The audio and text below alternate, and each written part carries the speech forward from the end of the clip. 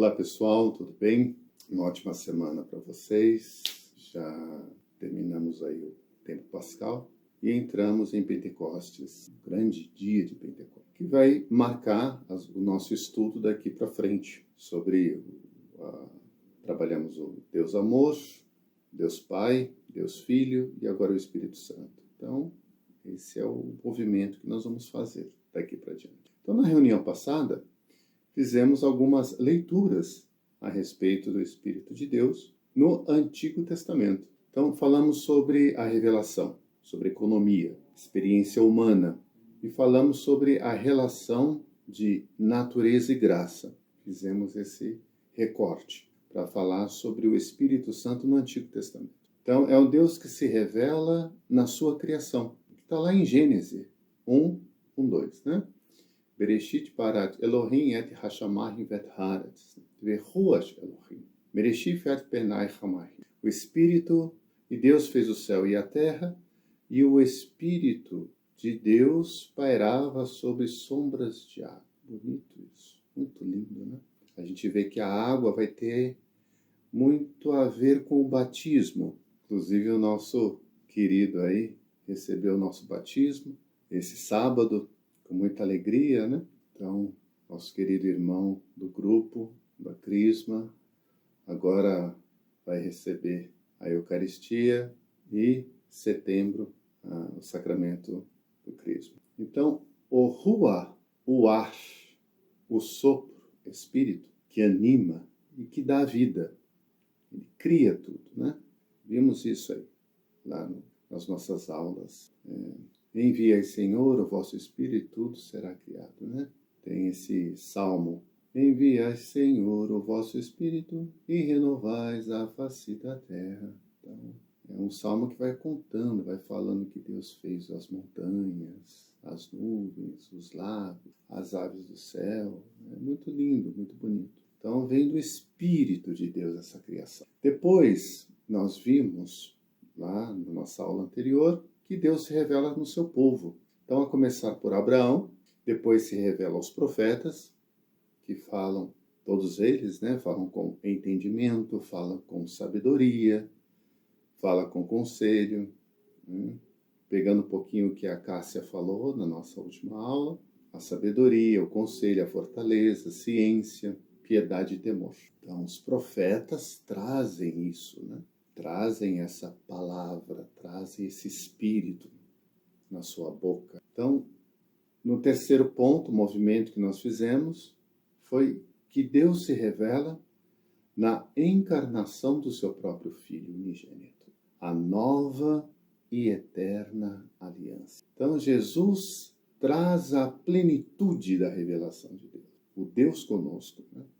Jesus está pleno do Pai, pleno do Espírito Santo. E eu disse que em Jesus está todo o Antigo Testamento ali, toda a palavra, toda a mensagem dos profetas está pleno nele. Então, no quarto movimento, Deus se revela para os apóstolos, pelos mártires, santas e santos da igreja, no magistério da nossa igreja, inclusive em nova encíclica do padre foi publicada hoje, né? Vamos ter que estudar essa encíclica aí, que é importante, né? Belíssima encíclica do padre, primeira dele, do nosso padre. Mas não vamos ter isso agora. Por isso por isso a gente faz a nossa profissão de fé. Creio no Espírito Santo, na Santa Igreja Católica, na comunhão dos santos, na remissão dos pecados, na ressurreição da carne, na vida eterna, né? Então, tudo isso já estudamos, a gente já viu. Vamos para a nossa reunião de hoje. Então, a nossa reunião de hoje, o nosso desafio é crer em Deus de forma desorbitada, né? Capturar essa ideia de fé, entender a fé de forma desorbitada. O que significa isso? É um termo que o padre Vasquez e o padre Luiz Gonzalez Quevedo, Quevedinho, que eu fiz retiro com ele, 2001, fiz retiro com ele, 2001, no mês de janeiro, eu fiz retiro com o padre Luiz Gonzalez Quevedo. Nossa, um jesuíta incrível. 7 dias de silêncio, meu Deus do céu. Foi maravilhoso, foi uma experiência muito profunda. Então, ele gostava de usar esse termo também, desorbitar. Então, vamos tentar entender hoje o que seria esse desorbitar, que é muito importante para a gente entender o Espírito Santo. O que seria uma fé desorbitada? É a capacidade de sairmos de nós mesmos. Seria como tirar você do seu centro e colocar Deus. Bonito, né? Então é como se você tirasse você e no lugar do seu eu você colocasse Deus. Psicanálise ou psicologia, né, analítica junguiana, a gente chamaria isso de self, do todo. O Deus, o núcleo de Deus em nós. O Deus como centro da vida e não você, mas Deus. Esta ação, esta prática desorbitada se faz muito presente na história dos santos e das santas da igreja. Vamos retomar isso um pouquinho à frente, né? Então, algumas passagens na perspectiva do Espírito Santo, a gente vai fazer um pouco essa leitura agora no Novo Testamento. A gente vai pegar um pouquinho essa leitura do Espírito Santo dentro do Novo Testamento, né? Então, a gente vai ver algumas passagens em que a gente já falou do Cristo, mas agora vamos trazer mais o Espírito Santo aqui. E aí, então, vamos tomar como pano de fundo o batismo e a vida de Jesus. Então, Marcos, no capítulo 1, versículo 1, já falamos sobre esse texto, né? Mas não sobre essa perspectiva, que é muito importante. Então, Marcos revela o último profeta da antiga aliança, né? Porque Jesus é a nova aliança, traz a nova aliança. Então, o último profeta da antiga aliança é João Batista, né? Então, João Batista que fala de conversão. Ele fala de conversão de batismo com água. Por que com água? Já vimos isso, a gente estudou isso. Era um batismo de purificação e conversão, né? Então, vimos que este batismo deve ser analisado com mais profundidade, né? A gente viu isso, já estudamos isso, não vamos ater isso agora, porque a gente já conversamos sobre isso. Então, João Batista nos revela, João Batista é profeta, nos revela Jesus, o verdadeiro Messias, que batiza, mas batiza no Espírito Santo. É diferente, né? Não batiza com água, purificação, conversão. Não. O batismo de Jesus é outro. Ele batiza no Espírito Santo, que é diferente. A gente já discutiu sobre isso, já falamos sobre isso. Essa questão do batizar é mergulhar, né? Não vou voltar nisso, está nas nossas aulas anteriores. Então, é assim que Marcos apresenta o seu evangelho. Jesus é o evangelizador da palavra de Deus, que se cumpre com a promessa da nova aliança. Qual aliança? O resgate do homem com Deus. A aliança perdida e a aliança retomada. Aquela dracma perdida, lembra? Dracma perdida, que a mulher encontrou e ficou muito feliz, é a nova aliança, né? Que está em Jesus, que ele veio retomar, né? Resgatar o homem e fazer essa nova aliança com Deus. Então, Marcos, lá no capítulo 1, no versículo 15, ele vai falar, né?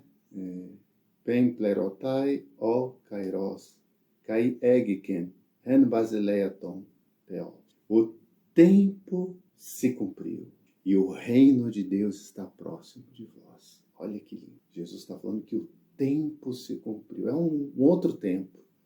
Não é o tempo cronológico, a gente já viu isso. É o tempo de Deus que se manifesta.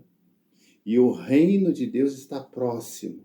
Está aqui, ó, coladinho, próximo de nós, né? Então, metanoite kai pisteute eston evangelho, né? Então, convertei-vos e crede na boa notícia que eu estou trazendo, que é o evangelho, é boa notícia, né? Pisteute, que vem do grego episteme, conhecimento, né? Metanoite, mudança de mentalidade. Transforme a mente, mude esse comportamento. Tenha uma nova ação, né? conheça, acredite no quê? No Evangelho, na nova mensagem, na boa nova, na boa notícia. É muito lindo isso, porque o Marcos, ele sintetizou todo o mistério de Jesus nesse trecho. Marcos 1:15. Muito, muito lindo. E aí nós temos no Evangelho de João, 1:32, 34, fala assim: E João testemunhou, João o profeta, né? Eu vi o Espírito descer do céu, como uma pomba, não a pomba, como uma pomba. Ele está usando uma metáfora. E pousar sobre ele. Não é a pomba que pousou sobre ele, pelo amor de Deus, não é isso. Ele é bem claro, ele falou, como uma pomba, como uma corça, assim como uma corça, assim como uma pomba. É uma metáfora, não é a pomba, pelo amor de Deus. Né? Como uma pomba ou como uma corça, é uma metáfora simbólica para falar do quê? Do Espírito Santo. Cuidado com a melodia e a letra, né? Eu gosto de dar esse exemplo. A melodia e a letra são muito importantes, mas às vezes ficamos capturados pela melodia, o símbolo, e esquecemos da letra, a informação. Tá vendo? Então a gente tem que tomar cuidado para não ficar preso no símbolo, capturado pelo símbolo, e esquecer a mensagem que está por detrás do símbolo, né? A mensagem que vem junto com o símbolo. Então o que significa como essa pomba, né? Como forma de pomba? Significa que com suavidade, com leveza, não é como uma águia. Você já viu a águia pescando, dando aquele rasante, um falcão, um gavião? Não, o pombo não faz esse movimento. O pombo é suave, leve, tranquilidade, com sutileza, com gentileza, com mansidão, compaixão, amorosidade. Esse é o Espírito. Então, o Espírito é isso. É a mansidão, a amorosidade, a gentileza, a delicadeza, a paciência. O João Batista viu isso em Jesus. Ele não viu a pomba, ele usou a pomba como uma metáfora. Então, com entendimento, com sabedoria, com piedade, com ciência, conselho, fortaleza, temor, integralmente e absolutamente presente em quem? Em Jesus de Nazaré, o Cristo. João Batista viu isso no seu primo. E aí ele continua lá no versículo. Eu também não conhecia aquele que me enviou para batizar com água. Foi ele que me disse, aquele sobre quem você vir o Espírito descer e pousar. O Espírito descer porque vem do céu. E pousar que fica. Desce porque o Espírito vem. Vem de onde? De algum lugar, vem do céu. Né? Ou vem desse plano de Deus. Né? No mundo de Deus. Desse reino de Deus. Ele vem. E por que ele pousa? Ele pousa porque ele fica nele. Está presente nele. O Espírito de Deus está sobre mim. Né? Não é isso que Jesus falou no templo? Isso aí. Então, esse é quem batiza com o Espírito Santo. Olha só o que o profeta João Batista falou. Então, quem batiza com o Espírito Santo? Quem entrega para nós o Espírito Santo? Quem é? E soprou sobre ele o Espírito Santo. Jesus nos entrega o Espírito. A leitura da missa de domingo. Então, João Batista, a sabedoria, o discernimento, o entendimento, o conselho do Espírito Santo de Deus, ele vai anunciar quem é o seu primo, quem é Jesus de Nazaré. Aí fala no versículo 34. Quem é esse seu primo, esse Jesus de Nazaré? Eu vi e dou testemunho. Guarda essa palavra que a gente vai usar muito daqui para frente. Testemunho. A gente vai usar muito no nosso estudo sobre o Espírito Santo a palavra testemunho. Então, o que João Batista fala? Eu vi e dou testemunho de que este é o Filho de Deus. Para o evangelista João, Jesus é o verbo de Deus. O evangelista João. Porque eu não estou falando do profeta, estou falando do evangelista. Para o evangelista João, Jesus é o Verbo de Deus, a palavra de Deus feito carne. Então, Jesus é pleno do amor do Pai e pleno do Espírito Santo. E é santo. Ele é pleno do Espírito e é santo porque é de Deus. Então, a teofania que João captura, pega. O que é a teofania? A teofania é a manifestação do sagrado. A sarça ardente que Moisés viu lá no monte é uma teofania. Então é uma manifestação do sagrado, é quando o sagrado se manifesta. Então, o que aconteceu no Rio Jordão é um atestado dado a João Batista, revelado por Deus. Né? Que o Espírito Santo cutuca lá João Batista e fala, ó, esse aí é o Messias. Porque ele é um profeta no tempo de Jesus e no templo, corpo humano, onde Deus se revela. Lembra lá a nossa aula, Zacarias, sacerdote do templo? A gente viu isso. João Batista fora do templo, né? Zacarias dentro do templo. Escuta o anjo. Acredita? Não. Maria fora do templo. Escuta o anjo? Escuta. Né? Então, o anjo se revela fora do templo. E o Espírito se revela na boca de João Batista fora do templo. Porque o templo está corrompido. Não pode esquecer isso. Como um profeta de verdade, João Batista será reconhecido pelo povo. Os pobres do Senhor, Shefal Ruah, que a gente já estudou. Mas por outro lado, João Batista vai ser rejeitado, será perseguido, será odiado, será preso, decapitado, morto, como Paulo de Tarso. Né? Enfim, este é o caminho de todos aqueles que ameaçam o poder. Percebam uma coisa muito importante. O Pai, o Filho e o Espírito Santo estão sempre juntos, nunca se separam. Mas por que não percebemos isso no nosso cotidiano? Deus como presença o tempo todo. Está lá no Salmo 139. Né? O Salmo 139 é bonito, bonito demais. Ele inteirinho é bonito. Né? Então fala assim, Javé, tem até uma música, foi colocada em música isso. O pessoal chorava no encontro de jovens quando a gente tocava. Né? Então, Javé, tu me sondas e me conheces. Tu conheces o meu sentar e o meu levantar. De longe penetras o meu pensamento. Examinas o meu andar e o meu deitar.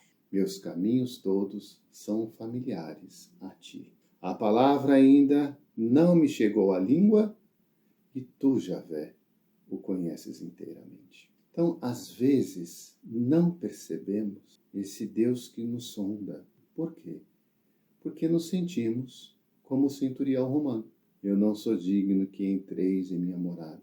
Mas é cheio de culpa, misérias humanas, egoísmos, traumas que a gente esquece que Jesus também aprendeu. Como Zaqueu, né? Diante de Deus, a gente se sente pequeno demais. E Zaqueu vai diante de Jesus e fala, oh, desce daí que hoje eu vou comer em tua casa. Então, Jesus também aprendeu. Aonde está isso? Está lá em Lucas 2,52. Né? E Jesus crescia em sabedoria, em estatura e graça diante de Deus e dos homens. O evangelista Lucas está falando o quê? Que Jesus progrediu, cresceu, viveu na sua cultura, aprendeu lá grego, aramaico, talvez latim, né? Um pouquinho de língua árabe, possivelmente. Foi para o Egito, né? Morou no Egito com seus pais. Então viveu na sua cultura, cresceu em estatura, conhecimento, sabedoria, graça. Isto significa que ele não nasceu pronto. Jesus teve que fazer escolhas muito difíceis para desorbitar de si mesmo. Jesus saiu de si mesmo para fazer a vontade do Pai e do Espírito. Que não seja feita a minha vontade, mas a vossa vontade. Falou isso no Monte das Oliveiras. Ele viveu sua missão, desde a infância até a cruz, sob o regime da obediência. Qual era a sua obediência? Revelar o Pai, servir, amar perdoar. Revelar, servir, amar, perdoar. Né? Então, não como um super-homem, que é muito importante a gente entender isso, né? Mas como um homem simples, como um ser humano, que aparece lá em Filipenses. Lá em Filipenses 2, 6, 8 fala assim: ele tinha a condição divina, mas não se apegou à sua igualdade com Deus. Pelo contrário, esvaziou-se a si mesmo, assumindo a condição de servo e tornando-se semelhante aos homens. Assim, apresentando-se como simples homem, não como super-homem, né? Como simples homem, e humilhou-se a si mesmo, tornando-se obediente até a morte e morte de cruz. Aí lá em Romanos, né, 5,19 fala assim: assim como pela desobediência de um só homem, que aqui ele está falando de Adão, Paulo está falando para os romanos de Adão, todos se tornaram pecadores. Do mesmo modo, pela obediência de um só homem, Jesus, o novo Adão, todos se tornam justos. Por isso não tem desculpa. Eu não sou Jesus Cristo, que é a desculpa de todo mundo, né? Aliás, Jesus nunca pediu isso para ninguém. Ele quer apenas que você seja você mesmo. Tome a sua cruz e siga como discípulo e discípula, em direção a Deus, seu Pai, que é o nosso Pai. Hoje vamos ficar por aqui e tentar nos desorbitar de nós mesmos. Fazer esse exercício na semana, né? Desorbitar de nós mesmos, sair de nós mesmos para colocar Deus, fazer de tudo para colocar Deus e pedir para que o Espírito Santo nos conduza e fique conosco, né? Que é isso que a gente fala na missa. O Senhor esteja convosco, Ele está no meio de nós. Mas tem que estar no meio de nós mesmos, né? Então, que Ele possa conduzir a nossa missão como discípulo. E discípulas de Jesus de Nazaré. Por isso que o padre faz o movimento mais importante na missa, né? Enviai o vosso Espírito Santo. E o Espírito nos conduza num só Espírito, né? Formando um só corpo, tá vendo? Por isso que a gente faz isso. Rezamos isso na celebração eucarística. Então, que São Vicente de Paulo, Santa Rosa de Lima, nos proteja. Louvado seja nosso Senhor Jesus Cristo, para sempre seja louvado. Até a próxima aula. Demos glória a Deus Pai onipotente e a seu Filho